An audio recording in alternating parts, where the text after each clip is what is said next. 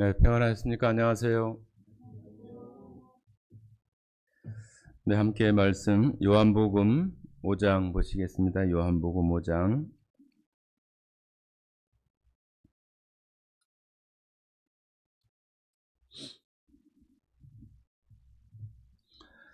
요한복음 5장 1절부터 8절까지 함께 읽도록 하겠습니다. 요한복음 5장 1절부터 8절까지 같이 읽겠습니다. 그 후에 유대인의 명절이 되어 예수께서 예루살렘에 올라가시니라.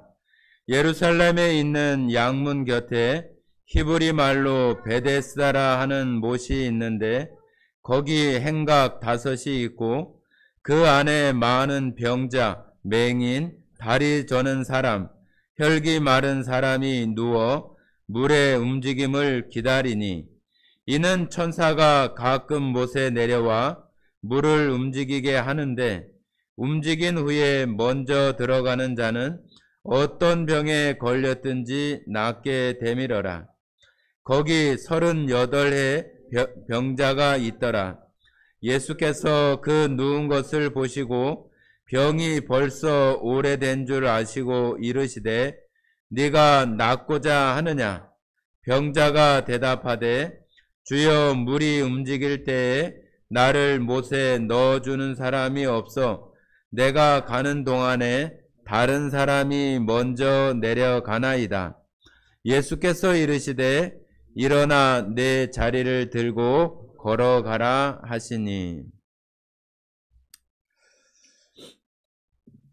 네, 오늘 요한복음 5장에 나오는 여러분 잘 아시는 베데스다 연못의 그 38년 된 그 병자에 대한 그 이야기를 예수님께서 하시는 말씀으로 은혜를 나누고자 합니다. 여기 38년 된 이 병자, 38년이면은 엄청 오래된 그 기간이잖아요. 거의 뭐 사람의 어떤 평생의 반절 가까이를 지금 계속해서 심한 병에 걸려서 지금 있는 상태이잖아요. 여기 베데스다라고 하는 그 말은 베이트하고 데스다라고 하는 그 말이 이렇게 합쳐진 말인데 자비의 집, 은혜의 집 그런 말이라고 합니다. 그래서 여기 베데스다라고 하는 그 연못 그 이름 자체가 자비의 집, 은혜의 집 그런 그 의미 가운데 있는 그 지역에 있는 그 연못, 그죠? 베데스다 연못이니까 베데스다에 있는 그 어떤 그 물이 이렇게 솟아나는 그런 연못이나 어떤 호수나 그런 그 모습이 바로 여기 베데스다 연못, 못이라고 할 수 있겠죠. 여기 이제 처음에 그 배경 설명을 하는데 명절이 된다고 이렇게 얘기를 해요. 그죠? 명절. 유대인들에게는 여러 가지 그 절기가 이렇게 있습니다. 그런데 그 중에서도 가장 그 크게 유대인들이 생각하는 것이 6월절. 6월절이 가장 그 큰 어떤 그 명절이라고 할 수 있고, 그 다음에는 뭐 77절이라고 하는 우리가 뭐 오순절이라고도 하죠. 그 명칭들이 좀 여러 가지 그런 부분들이 있지만은 그 오순절이나 그 다음에 초막절, 뭐 장막절 그런 의미로 이렇게 함께 쓰여지는 그런 절기들이 있는데 그 세 가지 절기가 유대인들 가운데는 가장 큰 절기, 우리나라로 얘기하면 명절 그런 의미예요. 요한복음 지금 5장에도 유대인의 명절이 되어 그러잖아요. 그죠? 그래서 유대인들은 이 명절이 되어지면은 20살 이상 되는 남자들은 하나님 앞에 그 성전에 가서 예배를 드리고 제사를 드리도록 그렇게 되어 있어요. 자, 우리 한번 출애굽기 한번 찾아볼까요? 출애굽기. 출애굽기 23장.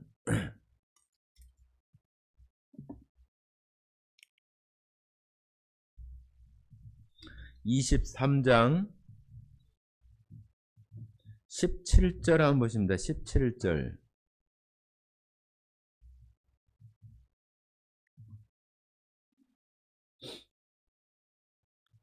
23장 17절 같이 읽어보겠습니다. 내 모든 남자는 매년 3번씩 주 여호와께 보일지니라. 자, 여기 또 좀 넘기셔서 34장 한번 보십니다. 34장.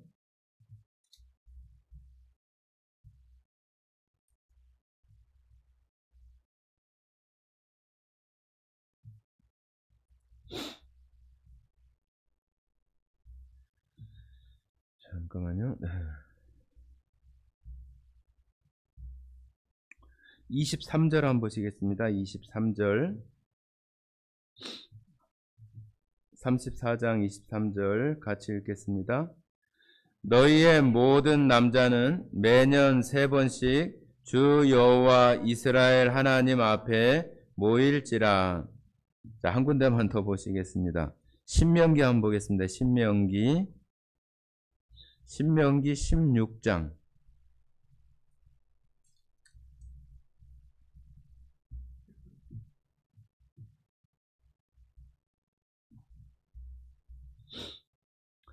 (16장) 13절부터 16절까지 한번 읽어보겠습니다. 17절까지 같이 다 읽겠습니다.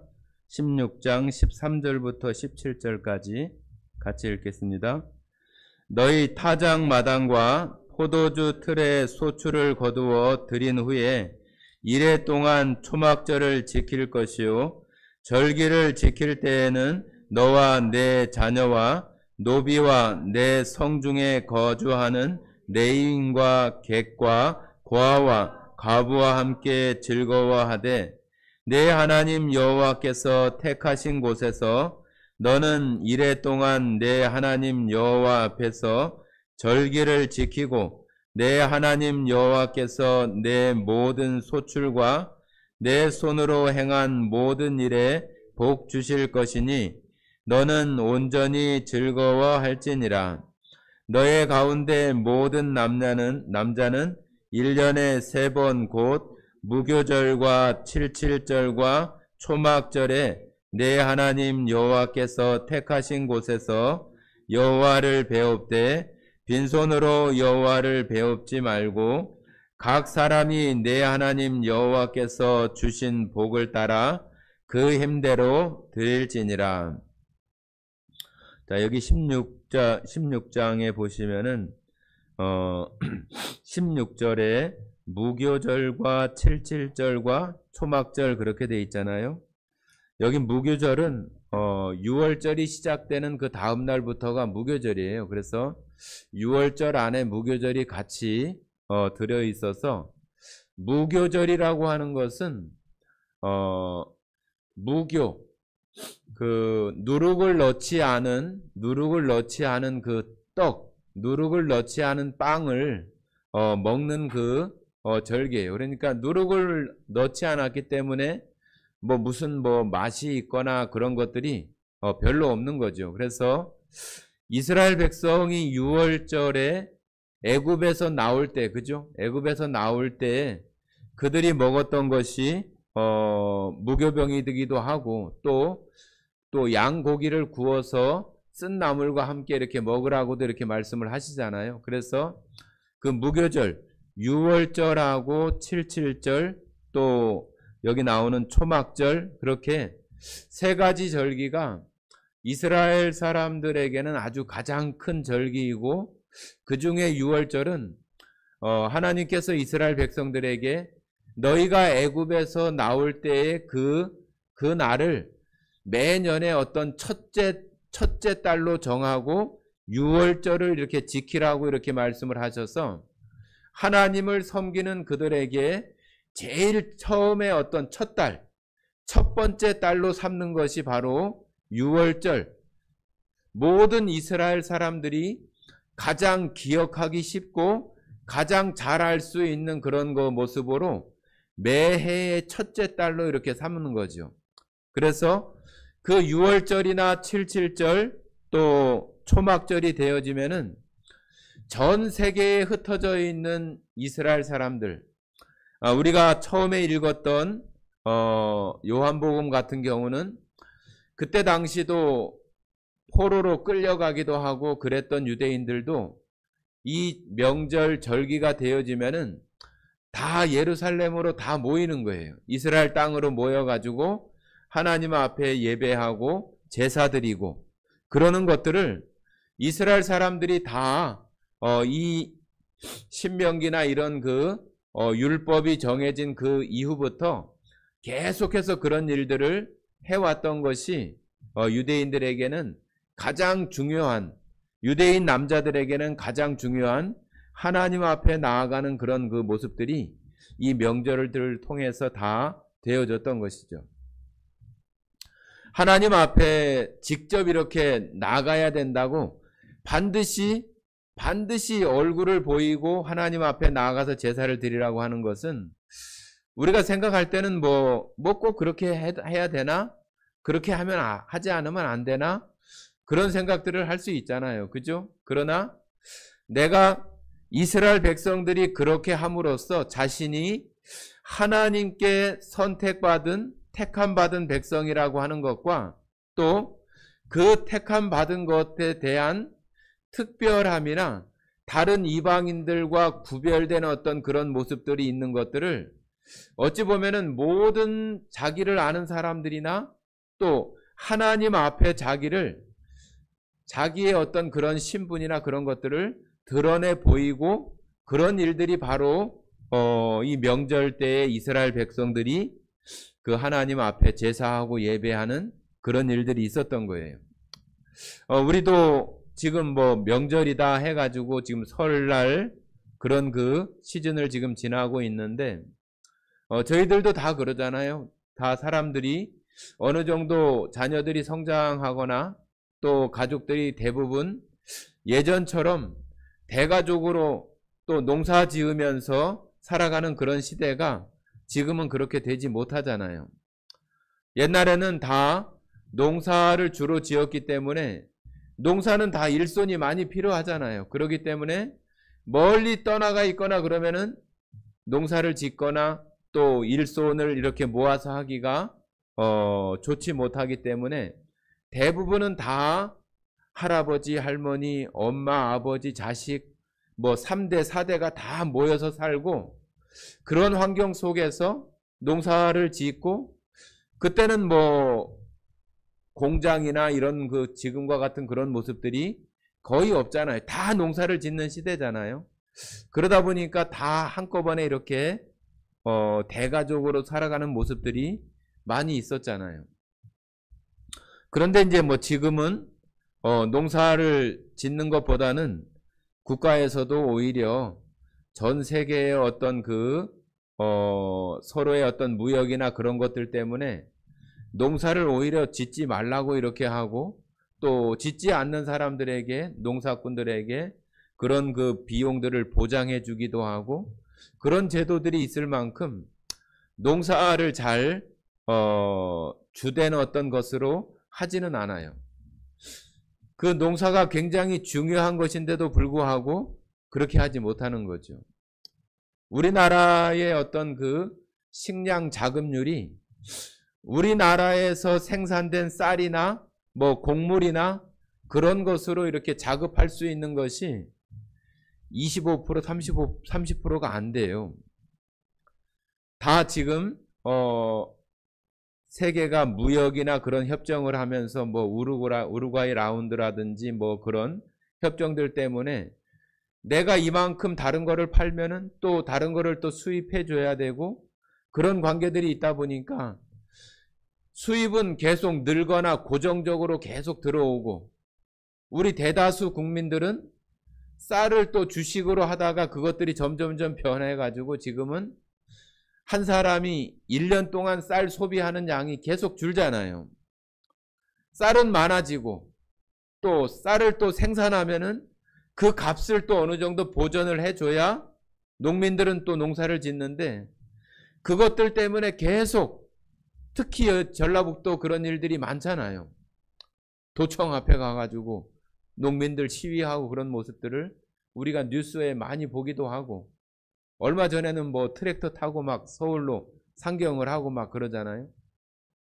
그런데 지금 세상이 그냥 평안하고 괜찮은 시대이기 때문에 그렇지만은 요한계시록에 나오는 어떤 정말로 마지막 때와 같은 그런 시대가 되면은 이 곡식이, 이 식량이 무기화되어지고 곡식값이 엄청나게 오르고 쉽게 살 수 없는 그런 지경에 이르러지면은 우리나라가 20%, 30%의 어떤 자급률밖에 되지 않는다면은 70% 되는 사람들이 그 25%에서 30% 되는 걸 갖다가 나눠 먹어야 된다는 얘기잖아요.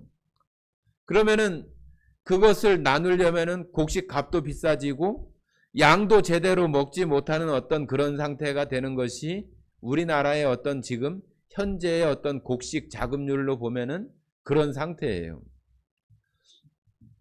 그런 것들이 정말로 아주 위급한 시대나 전쟁이나 어떤 그런 시대가 되어지면은 여러분들 농사 짓는 사람들이 이제 시골에 젊은 사람들이 많지 않잖아요. 그냥 여러 어떤 땅들을 자기가 임대하거나 그래서 아주 크게 짓는 그런 사람들은 몇 명씩 있지만은 시골에서 농사를 옛날처럼 그렇게 집집마다 이렇게 짓는 사람들 중에 젊은 사람들은 별로 없어요. 다 노인들이고 정말로 그분들이 이제 돌아가시고 나면은 그렇게 땅을 다 걷어들여 가지고 그것을 임대 받아 가지고 농사 짓는 그런 사람 아니면은 농사 지을 수 있는 것도 그냥 하는 게 아니잖아요. 그것도 그분들이 오랜 기간 동안 습득하고 그런 그 어떤 노하우나 기술들이 있는 것인데 뭐 땅만 있다고 아무것도 해보지 않은 사람이 가서 농사 지을 수 있을까요? 그것도 또 몇 년의 어떤 시행착오가 있겠잖아요. 그러면은 그것을 정상적으로 생산을 하려면은 많은 시간이 필요하잖아요. 그렇기 때문에 이 식량 산업을 갖다가 국가에서도 아예 없앨 수도 없고 그것을 늘릴 수도 없고 참 그 곤란한 그런 상황들이에요. 그런데 지금은 다 가족들이 다 흩어져서 지금 다 살잖아요. 그러다 보니까 직업들도 많아지고 예전에 농사 짓는 그런 농경사회가 아니라 지금은 뭐 공장, 회사 그런 거 이제 지나가지고 뭐 인공지능, 뭐 IT 그런 어떤 첨단 우주과학 뭐 그런 그 기술들이 더 이제 앞으로 발전되는 그런 시대에 우리가 살아가고 있는 거잖아요. 그러다 보니까 다 흩어져서 사는 거죠. 저희가 살아가는 지금 이 시대도 마찬가지잖아요. 지금 설 명절이 되어져서 다들 서울, 경기 쪽에 있는 또 자녀들이 시골 집에 계시는 부모님 계시는 곳으로 부모님 뵈러 오기도 하고 또 형제간들 만나기로 오기도 하고 평상시에는 뭐 형제간들 만날 일들이 별로 없잖아요. 다들 바쁘니까. 이런 명절이나 또 집안에 큰일이나 있어야 만나지 만날 수 있는 그런 시간들이나 기회들도 많지 않아요. 그러다 보니까 이런 명절들이 되어져서 서로 이렇게 만나기도 하고 그렇게 되는데 지금 우리가 살아가는 이 시대에 그런 뭐 명절이나 그런 그 뭐라고 해야 되는가요? 옛날의 어떤 그런 모습이나 개념들은 별로 이렇게 많지 않잖아요. 그죠? 많지도 않고 어디 저 민속촌이나 어디 그런 데나 가야 박물관이나 가야 어떤 그런 거 모습을 찾아볼 수 있지 대다수는 다 그냥 휴일이나 쉬는 날 가족들과 함께 어디 뭐 여행 가는 날 그런 날이 다 돼버렸잖아요. 그래서 지금 전국에 있는 뭐 국제공항이 엄청나게 붐빈다고 그렇게 얘기를 하더라고요.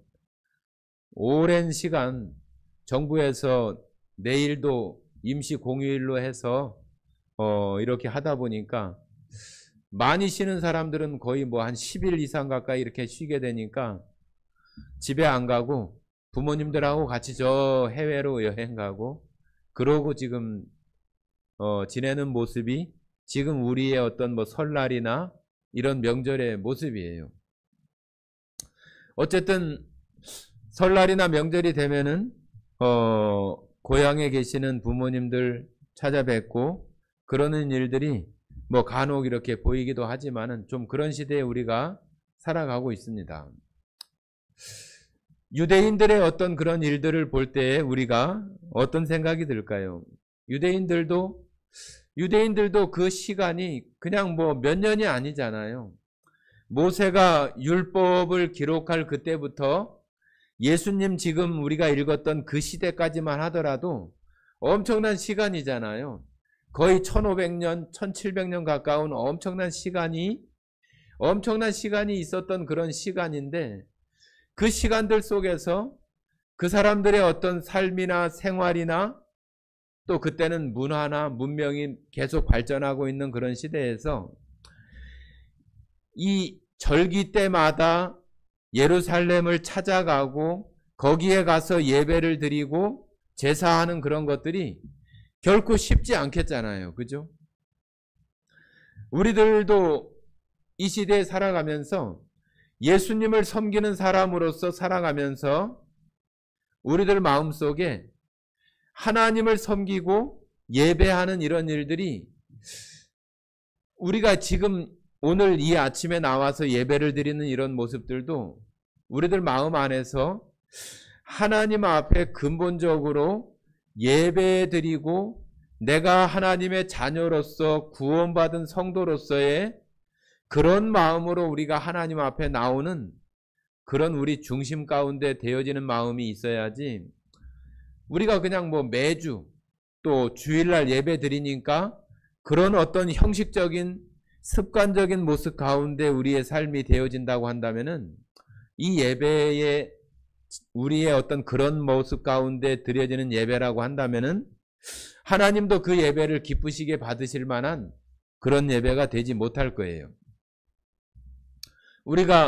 저도 예전에는 추석이나 명절이 되어지면은 저도 경기도나 그런 그 수도권에 이렇게 또 직장이 있어서 그때는 버스를 타고 그때는 차도 없었으니까요. 버스를 타고 집에 이렇게 내려오고 그러는 것이 참 쉽지 않았어요. 가서 표를 예매하거나 아니면 줄을 서거나 지금은 그런 모습이 없을 수 있지만은 예전에는 버스 그 중간에 그죠? 한 45인승 버스면은 중간에 통로 있잖아요. 그 통로에도 그 낚시 의자 같은 거 그런 거 이렇게 놓고 거기 타고 이렇게 오기도 하고 지금도 명절 때가 되면은 뭐 여기 전주나 광주나 부산이나 그런 데는 엄청나게 시간이 많이 들여서 차가 가야만 도착을 하잖아요. 그런데도 많은 사람들이 그렇게 찾아가고 또 그 시간들을 허비하면서 그렇게 다녀갑니다. 우리 교회 성도님들 중에는 뭐 그렇게 다니시는 분들이 계신가 모르겠는데 그렇게 해서라도 가서 부모, 형제간들 만나보고 그래야 또 그것이 이렇게 뭐 눈으로 보여지는 그런 것은 아니지만은 우리들 마음속에 느끼는 또 혈육들이 느끼는 그런 뭐라고 표현해야 되나요? 어떤 뭐가 이렇게 딱 드러나서 증명되는 것은 아니지만은 딱 갔다 와야 그 마음이 좀 안정되기도 하고 또 서로의 어떤 안부나 그런 거를 통해서 내가 또 살아가는 그런 삶들이 내가 더 힘을 내서 살아갈 수 있는 그런 모습이 되어지고 또 부모님, 아버지, 어머니 이렇게 만나 뵙고 또 아버지, 어머니 잘 계시는 거 그런 거 이렇게 생각을 하면서 또 내게 맡겨진 그런 일들을 잘 해나갈 수 있는 그런 힘들이 그냥 이렇게 그 마음속에 이렇게 흘러 들어와서 그런 삶을 우리가 살아가게 되는 모습들이 바로 이 명절 이런 모습이라고 생각을 합니다. 그래서 저희 교회에 계시는 성도님들께서도 반드시 어떤 부모나 혈육이 계시면은 꼭 만나보고 또 우리가 그런 속에서 내가 이 세상에 살아가는 또 힘을 얻고 또 살아갈 수 있는 성도들이 되기를 바랍니다. 우리가 그리스도인이 되어져서 구원받은 사람이 되어져서 이 땅에 살아가면서 이런 명절을 맞을 때마다 늘 이렇게 생각되는 것은 온 가족이 다 하나님을 섬기거나 구원받은 사람이 되어져서 함께 시간을 공유하고 또 예배를 드리고 또 함께 그 구원에 대한 것들을, 하나님에 대한 것들을 나누고 얘기할 수 있는 그런 명절이 되었으면 참 좋겠다는 생각들이 많이 되어집니다.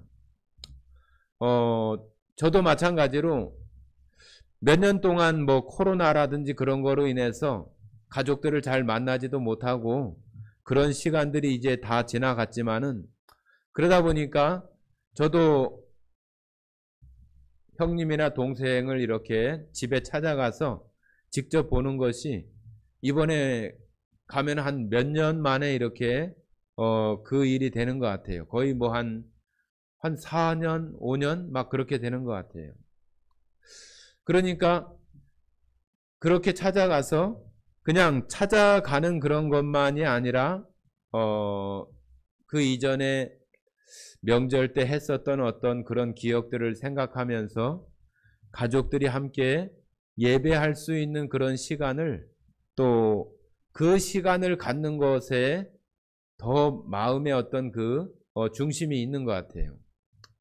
그냥 몇 시간 올라갔다가 또 몇 시간 내려오는 것, 그것이 아니라 올라가서 식구들이 다 같이 예배 드리고 찬송 같이 하고, 그 일이 더 중요하기 때문에 올라가는 마음이 더 큽니다.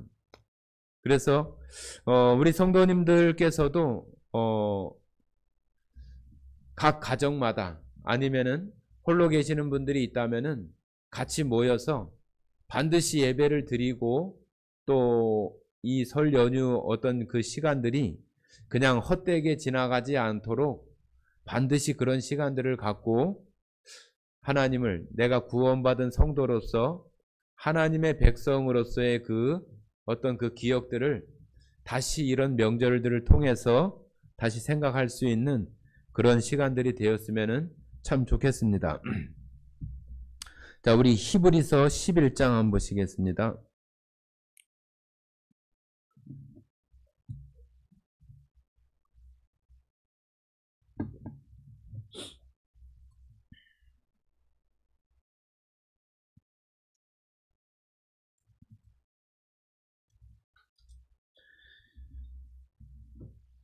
히브리서 11장 13절부터 16절까지 같이 읽어보겠습니다. 히브리서 11장 13절부터 16절까지 같이 읽겠습니다. 이 사람들은 다 믿음을 따라 죽었으며 약속을 받지 못하였으되 그것들을 멀리서 보고 환영하며 또 땅에서는 외국인과 나그네임을 증언하였으니, 그들이 이같이 말하는 것은 자기들이 본향 찾는 자임을 나타냄이라. 그들이 나온 바 본향을 생각하였더라면 돌아갈 기회가 있었으려니와, 그들이 이제는 더 나은 본향을 사모하니 곧 하늘에 있는 것이라. 이러므로 하나님이 그들의 하나님이라 일컬음 받으심을 부끄러워하지 아니하시고 그들을 위하여 한 성을 예비하셨느니라. 여기 아브라함에 대한 그 이야기가 뒤에 이렇게 이어지는데, 아브라함도 나왔다가 힘들고 고생하면은 아이고 친척 본토 아비집으로 돌아갈 걸, 원래 그 고향으로 돌아가고 싶은 마음이 있었겠지요. 그죠? 그러나 그 후에 하나님께서 아브라함에게 약속한, 정말로 하나님께서 가나안 땅, 젖과 꿀이 흐르는 땅에 대한 그 약속과, 너로 인해서 모든 민족이 복을 받고 내 민족 나라가 저 하늘의 별과 같이 바다의 모래같이 큰 민족을 이루게 할 것이라고 하는 그런 그 아브라함에게 주신 그 어떤 비전, 꿈들을 그 바라보고, 그 이후에 하나님께서 이 아브라함과 이 백성들, 그 후손들에게 약속하신 택함 받은 백성으로서 하나님이 정말로 그들의 하나님이 되고 그들은 하나님의 백성이 되시게 하시는 그런 약속들이 이제는 자기가 육신적으로 살았던 그 옛날 본향, 옛날 고향이 아니라 이제는 더 나은 본향, 하나님의 나라를 바라볼 수 있는 그런 그 소망이 그들에게 있어서 그 더 나은 본향을 바라보았기 때문에 그 길을 나갈 수 있었다고 하는 의미를 지금 여기 담고 있는 거잖아요. 그러면서 친척 본토 아비집을 떠나서 그 가나안 땅, 아니 주님 앞에 갈 때까지의 그 시간이 나그네와 같고 외국인과 같은, 아브라함은 원래 나왔던 그 지역에서 계속 다른 나라, 다른 민족, 다른 땅들을 계속 거쳐서 가나안 땅, 그 나라까지 이렇게 이르게 되는 거잖아요. 그러다 보니까 계속해서 나그네가 되고 계속해서 외국인일 수밖에 없는 그런 모습들이 아브라함이 살아갔던 그런 모습이라고 우리가 볼 수 있겠잖아요. 그래서 우리가 살아가는, 구원받은 성도로 살아가면서 우리들 마음속에서 여러분들도 그런 생각을 하시잖아요. 그죠? 내가 구원받고 살아가면서 정말로 힘들고 병들고 요셉과 같이 엄청난 어떤 고통스럽거나 세상으로부터 어떤 그 시달림이나 나를 인정해 주지 못하고 오히려 하나님 믿는 것 때문에 해를 받는 일이 더 많거나 그러면은 우리들 마음속에서 아주 불평하거나 자책하는 마음으로 차라리 예수 안 믿고 또 교회 생활을 안 했으면 더 좋았을 걸 하는 그런 생각들을 할 때도 있었을 거예요. 그죠? 그러나 우리가 그 신앙이 하나님 그 섬기며 살아가는 그 시간 속에서 우리들 믿음의 눈으로 하나님의 나라를 이렇게 처음에는 희미할 수 있지만은 점점점 분명해지는 그런 모습들을 보면서 정말로 저 본향을 내가 갈 수 있는 사람이 되게 해주신 하나님의 은혜를 따라서 그 본향을 더 사모하는 마음으로 우리가 지금 여전히 그 길에 우리가 살아가고 있는 거잖아요.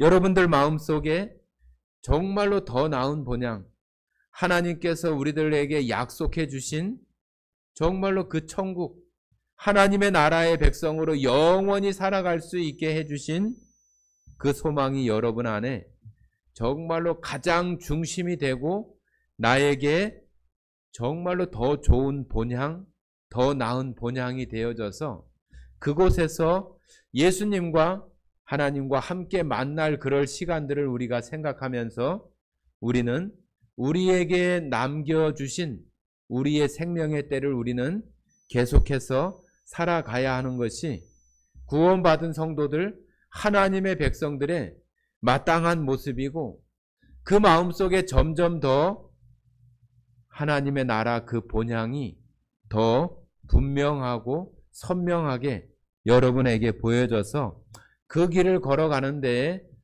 우리의 믿음의 발걸음들이 더 가볍고 더 기쁜 모습으로 살아갈 수 있는 그런 모습들이 되어져야 할 것입니다. 자, 우리 다시 처음에 읽으셨던 요한복음 5장 보시겠습니다. 요한복음 5장.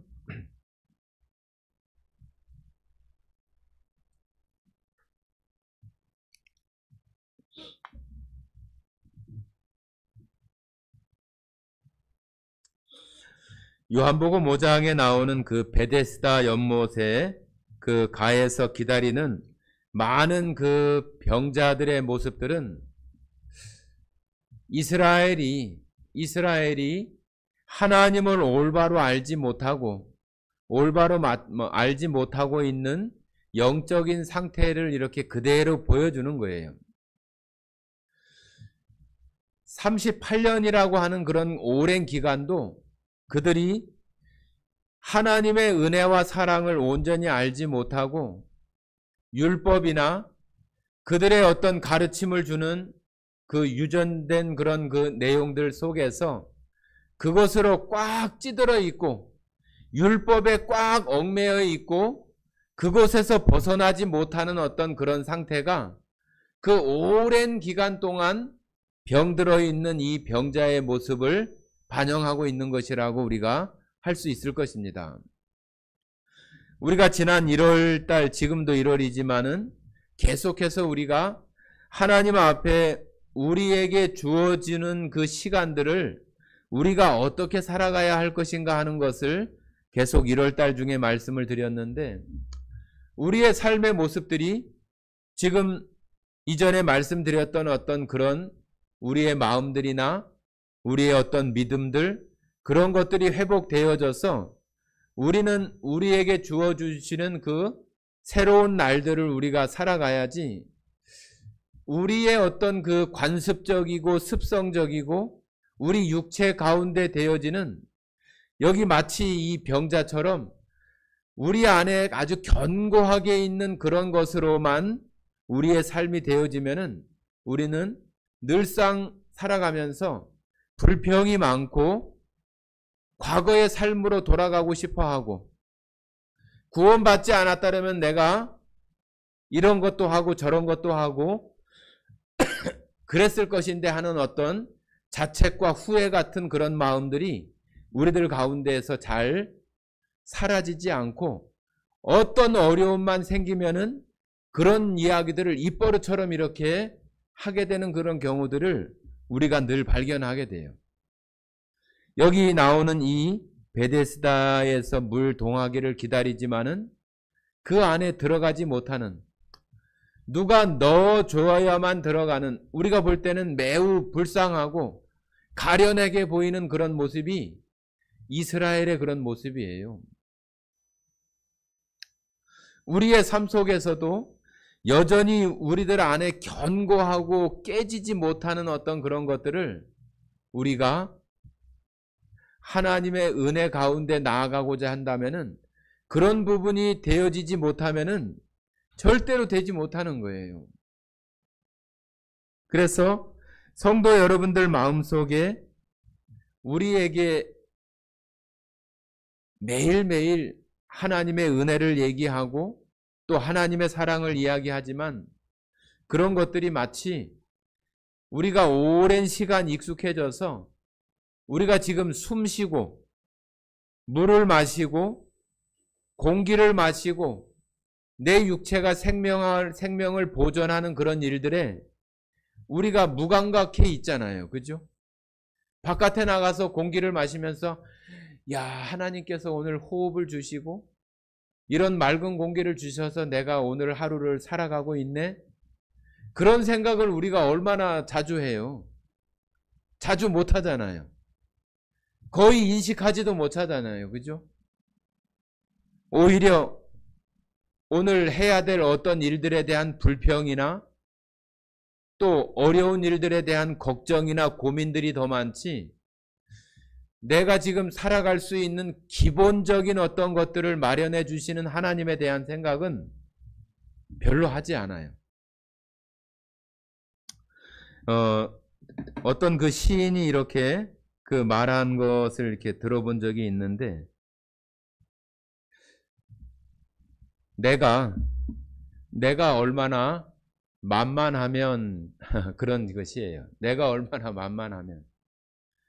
사람들 살아가는 그런 모습들이 처음에는 내가 누리게 되는 어떤 자유라든지 그런 것들이 처음에는 막 너무 좋고 너무 기쁘지만은, 그런 것들이 오래 지속되면은 그게 이제 당연한 것이 되어지고 그 마음속에 이제 그것에 대한 기쁨이나 즐거움들을 잊어버리죠. 잊어버리면은 또 혹시라도 어떤 그것에 대한 불편함이 있어지면은, 뭐 숨을 쉴 때 우리가 이런 공기를 얘기한다면은 숨을 쉴 때 좀 불편하거나, 아니면은 마스크를 우리가 예전에 코로나 때 이렇게 하는 것처럼 그런 거라든지, 아니면은 황사가 이렇게 밀려온다든지 미세먼지가 있다든지, 그러면은 우리들 마음속에서 불평을 하죠. 그죠? 이 날씨가 이렇게 이렇게 먼지가 많고 미세먼지도 많고 이렇게 마스크를 해야 되나 막 그런 생각을 하죠. 그죠? 그러면서 우리의 어떤 일상적으로 주어졌던 어떤 살아갈 수 있는 그런 환경들에 대해서 우리는 이제 불평을 하기 시작을 해요. 사람들도 다 그렇대요. 사람들이 내가 누구에게 친절을 계속 베푸는데 그 친절을 받은 사람이 이 사람이 그거에 대한 변화를 하면은 이 사람은 받은 사람이 그거에 대해서 불평을 하고 그거에 대해서 오히려 뭐라고 얘기를 하는 거예요. 그러면은 이 사람은 그 친절을 받지 못한 것에 대한 불평하는 마음보다 친절을 베푼 그 사람이 받는 상처가 더 크대요. 무슨 말씀인지 이해하세요? 내가 어떤 것에 대해서 늘 있었던 것인데 그것이 무언가 하나 좀 부족했을 때 내가 그거에 대해서 막 불평하면서 마음의 어떤 그 좋지 않은 감정이 그것을 제공하는 누군가가 그 불평을 듣고 받는 상처보다 그것을 제공했던 그 사람이 받는 상처가 훨씬 더 크대요. 그 말이 무슨 말이에요? 그것은 우리가 살아가면서 하나님께서 우리에게 모든 것들을 이렇게 다 제공해 주시는데도 불구하고 우리가 살아가면서 내가 느끼는 어떤 그 불편함이나 부족함이나 그런 것들에 대해서 하나님께나 우리의 삶에 대해서 불평하고 원망할 때 하나님이 받으시는 상처가 더 크다고 하는 것을 우리가 우리 삶에서 우리 신앙에서 적용해 볼 수 있는 거죠. 여러분도 똑같잖아요. 친구 사이에 이렇게 있을 때 친구가 나를 배신하게 되면은 배신한 사람도 무슨 이유가 있어서 배신을 하겠지만은 배신을 당하는 사람이 훨씬 더 상처가 큰 거예요. 내가 그렇게 그 사람을 신뢰하고 정말로 그 사람에 대해서 내가 모든 마음을 가지고 다 대했는데 그가 아주 조그만한 어떤 것 때문에 물론 그가 느낄 때는 가장 크다고 생각을 했기 때문에 그러겠지만은 그것 때문에 나를 배신하고 그런 일이 되어지면은 배신을 당하는 사람 그 마음속에 받는 상처가 훨씬 더 크다고 하는 거예요. 우리가 살아가면서 하나님께 대해서 하나님은 늘 우리들에게 모든 것들을 이렇게 다 주시고 다 우리들이 살아갈 수 있는 것들을 다 제공해 주시는데도 불구하고 우리는 살아가면서 나에게 무엇인가 몇 가지 불편하고 힘들고 잘 풀리지 않는 그런 일들 속에서 하나님을 원망하고 불평하게 되는 그런 일들이 우리들에게서 얼마나 많으냐는 얘기죠.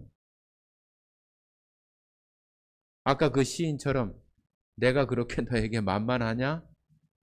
그런 그 시 제목처럼 하나님도 그렇게 하실 수 있겠잖아요. 내가 그렇게 너에게 만만하냐? 네가 나를 그렇게 함부로 그렇게 대하고 함부로 말하고 함부로 평가하고 그래도 되는 어떤 그 하나님으로 네가 생각하냐? 그런 말이잖아요. 그죠? 우리들이 살아가면서 물론 무언가 필요하고 불평이 있을 수 있지요. 그러나 우리들이 근본적으로 가져야 되는 것은 우리의 삶의 기본적인 것들을 하나님이 다 제공하고 있고 내가 그 가운데 살아가고 있다고 하는 것을 절대로 잊어서는 안 되는 거죠. 여러분과 저는 하나님을 섬기고 구원받은 사람이잖아요. 내가 이후에 하나님의 나라에 들어가서 하나님과 더불어 영원히 살 영생을 얻은 사람이잖아요.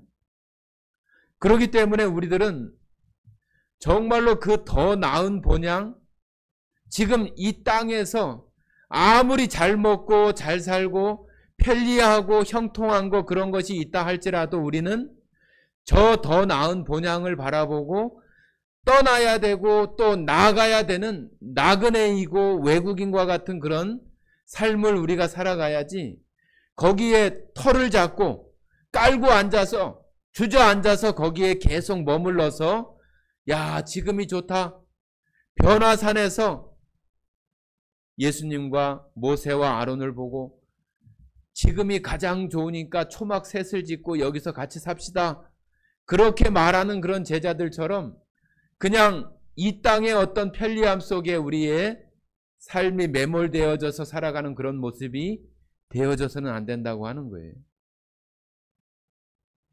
명절에 고향을 찾아가는 것처럼 우리도 더 나은 본향을 찾아가는 우리들의 삶이 되어져야 되고, 그 더 나은 본향을 우리들 마음속에 더 큰 소망으로, 더 큰 희망으로 바라볼 수 있어야 되는 거죠.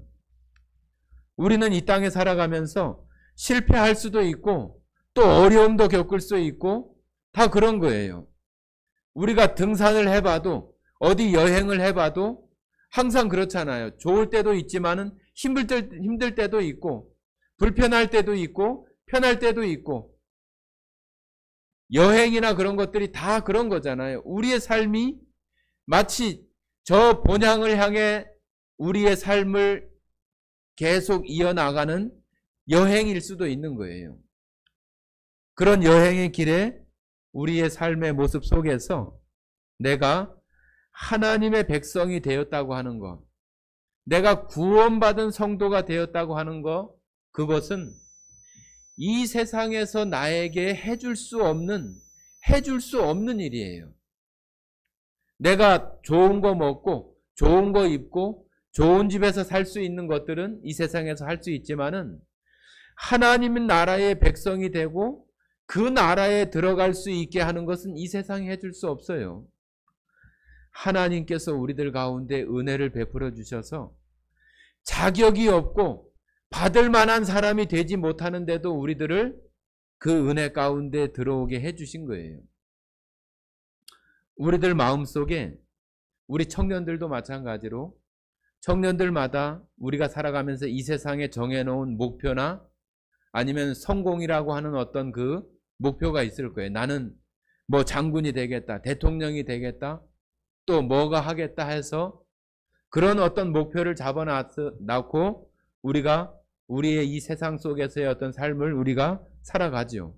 그러나 그런 것들이 다 성공한다 할지라도 우리들 삶 속에서 가장 큰 성공이 뭐가 되어져야 하냐면은 하나님의 자녀가 되고 내가 구원받은 사람이 되어졌다고 하는 것이 이 세상에 있는 어떤 목표인지 모르겠지만 가장 높게 있는 목표라고 할지라도 그거보다 더 높이 있는 것이 바로 내가 구원받았다고 하는 것이, 내가 가장 이 세상 가운데에서 성공한 것이라고 하는 것이 우리 구원받은 사람들 마음속에 되어져야 돼요.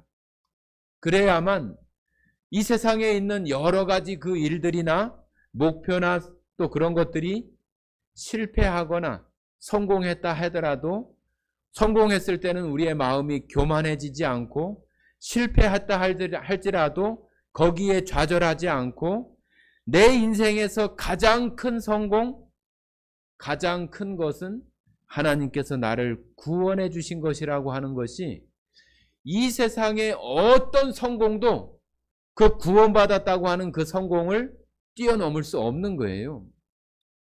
그런데 우리들 마음속에 그 구원에 대한 은혜나 기쁨이나 감사함이 되어지지 못하면은 그 구원받았다고 하는 것이 다른 어떤 세상의 그 성공이나 그런 것이 그 성공보다도 훨씬 더 커져가지고 우리들 마음속에서 우리의 구원받은 그러한 것이 우리들 마음속에 나를 기쁘게 하거나 그런 것들이 잘 되어지지 못한다고 하는 것은 구원받은 사람으로서의 정말로 우리들 마음속에 아주 잘못된 그런 마음이에요.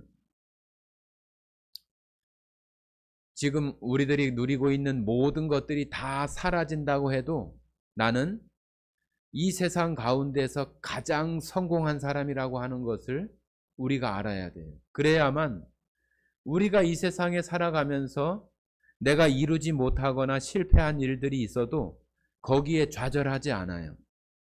그거 별로 대단한 거 아니에요. 다른 일이 주어지면 또 다른 거 하면 되는 것이고, 또 실패해도 괜찮아요.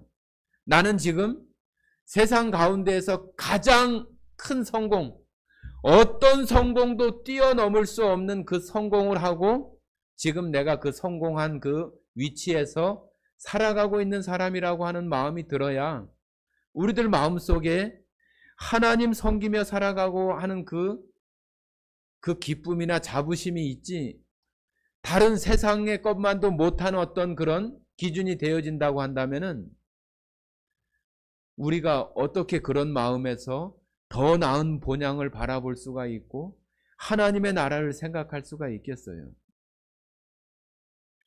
여러분들 마음속에 오늘 정말로 다른 것들을 다 혹시라도 잊어버린다 할지라도 구원받은 하나님의 자녀에게 이 구원을 뛰어넘을 수 있는 더 큰 성공이 있을 수 없다. 여러분들 마음속에 한번 생각해 보세요. 내가 구원받았다고 하는 거 이거하고 어떤 거하고 비교했을 때 이 구원받은 이것을 뛰어넘을 수 있는 것이 내 마음속에 무언가 흐물흐물 피어나는 것이 있다고 한다면은 우리들 마음속이 하나님 보시기에 합당하지 않은 거예요. 하나님 앞에 구원받은 것을 별로 귀하게 여기지 않는 거죠. 젊은 사람들 말로 그냥 별로예요, 별로. 구원받은 것이 그냥 별로인 것이죠, 별로. 그런데 그와 다르게 구원받은 하나님의 자녀에게 이 구원을 뛰어넘을 수 없는 더 큰 성공이 있을 수 없다. 나에게는 이 구원보다 이 세상의 어떤 성공이라 할지라도 구원받은 그 성공이 가장 큰 성공이라고 하는 것을 그 마음속에 우리의 마음의 그 자리에 놓을 때에 우리는 더 나은 본향을 향해서 나아갈 수 있을 것입니다.